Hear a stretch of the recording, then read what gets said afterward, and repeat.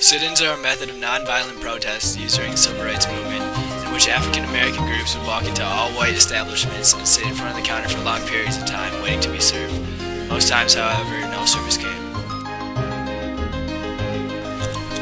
Various forms of sit-ins have previously been used under other circumstances to end injustice, such as with Gandhi.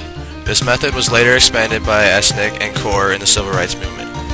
Kaur created the modern method of sit-ins in 1943 to desegregate the Jack Sprat Coffee House in Chicago. Soon after, this method of protest spread across the country.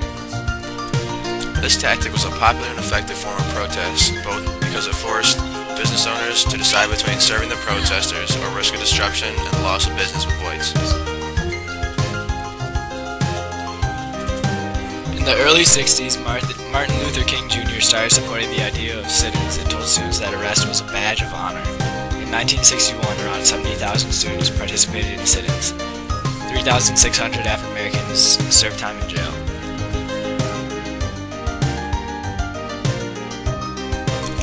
February 1st, 1960, 4 African American freshmen from North Carolina A&T State University sat down at a cigarette lunch counter at F.W. Woolworth's in Greensboro, North Carolina. They were refused service.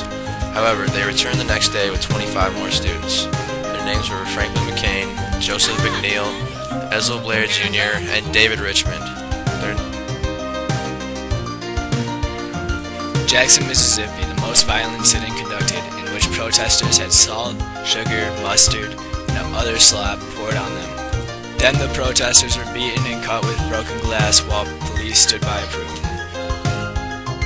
Many people began questioning the difference between black and whites. The sit-ins ignited the Civil Rights Movement and inspired change to happen.